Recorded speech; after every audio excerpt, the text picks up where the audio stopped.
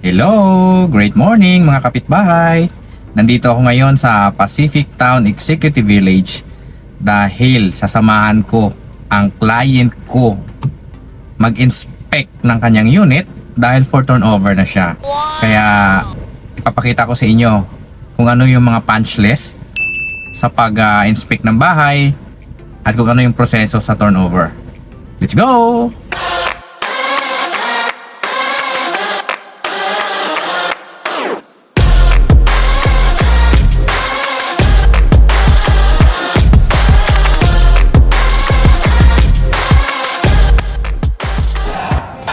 Ito yung unit ng buyer ko dito sa Pacific Town Executive Village. So first inspection nila, kaya titignan natin lahat kung ano yung mga possible na ayusin dahil sa unang inspection talaga marami tayong makikita. Like itong gate na to, yan. Medyo may kalawang na. So papinturahan natin sa developer, i-report natin. Although itong unit na to is bare type, pero marami pa rin tayong ayusin dito during the first inspection. Ayan, sukin natin yung bahay. Kagaya nito, isang pintuan, magbukas natin, sira. Hindi na ayos ng lagay. So, ayusin ng developer yan. Ito sila ma'am at si sir ngayon. Ito yung client ko. Nag-inspect sila ng bahay. Naghahanap sila ng pwedeng ayusin.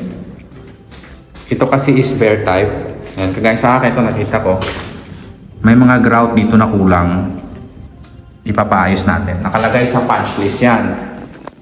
Ito rin, medyo wala yung mga tornilyo, yung mga butas sa circuit breaker at hindi nalagyan ng maayos na semento. Ayusin din ng developer yan. Nakalagay na yan sa punch list. Ito naman sa toilet and bath. Yun. Medyo may kawang. So wala talagang perfect na housing ng mga developer. Pero ang maganda dito, kasi ayusin naman, i-rectify yung mga problems or ayusin. So ito may mga butas, kulang sa grout. Yan, diba? Itong door naman, hindi siya masarado ng mabuti. Medyo matigas. Actually, okay naman yung pintuan natin. Dito lang sa baba, bumubunggo siya. Tignan nyo yan, oh. Yan. So, ibig sabihin, yung semento dito, makapal, babawasan to, ayusin nila. Mga grouting, ito yun sa mga socket eh. Sa bintana naman, i-check natin mabuti kung nabubuksan ba yan. Nabuksan naman, okay naman. So okay, cleaning na lang kailangan dito. Yung pinto na to papuntang service area, makikita natin. So may mga kalat ng basura, diba? Ipapatanggal natin yan dahil kailangan maganda yung turnover natin sa bahay. Wala itong mga basura. So ito yung kitchen countertop nakasama. Okay naman. Linis lang ang kulang dito.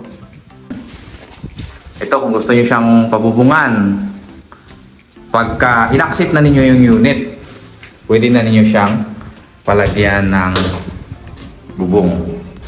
May nakita pala ako dito. Ayan, may hairline crack ang tawag dito. Ayan, kung makikita nyo. Ito, hairline crack ang tawag niyan. Temperature crack. So, masilya lang ito. Masilyahan ng developer. Paakyat naman tayo sa second floor. Yung hagdanan natin, okay naman. Wala man ako nakitang ayusin. Itong hagdanan lang, ito yung handrailing ng hagdanan. Medyo nakulangan kami. Kasi yung pintura niya, para minadali lang. Kailangan ng maayos. So, ipaparetouch natin ito. Papinturahan natin ulit.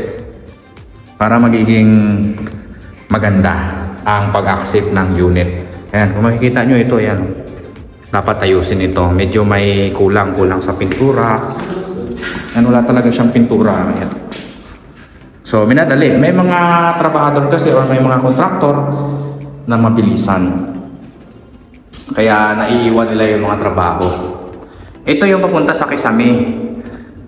Yung manhole niya, may butas siya. So, kailangan takpan nila yan. Check mo yung mga bintana. kung properly bang gumagana. Ito naman. So ito yung nakahang na switch. Ito yung papunta sa mga kwarto since provision tayo sa 2 bedroom.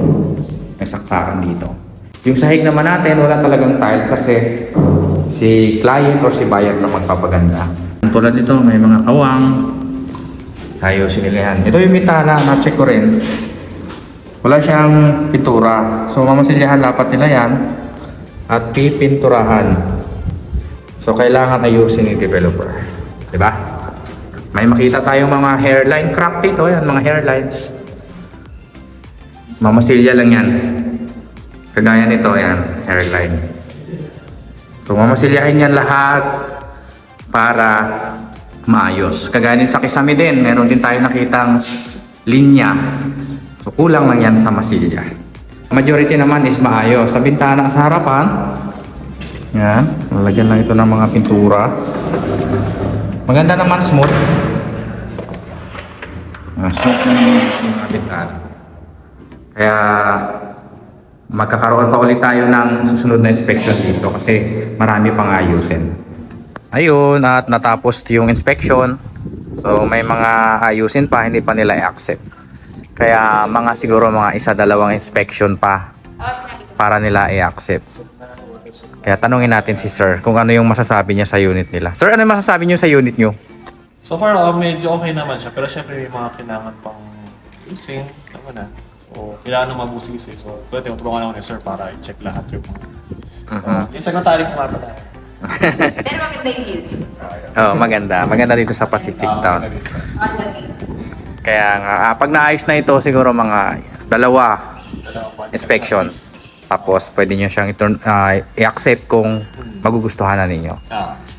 Kaya salamat din sa tiwala nila Sir at ni Ma'am sa amin dahil natulungan namin sila magkaroon ng bahay. At least dito maganda ang location. Mataas. Kaya, yun, maliwalas. Ito yung community, oh. Maganda rito sa Pacific Town. Mahangin na dito.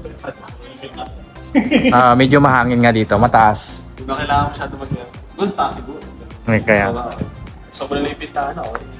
Yung next namin na project sa sa Kabuko na. Sa 13 sa kabilang side. Kaya kung gusto niyo magkabahay, message nyo lang ako. See you there. Bye-bye.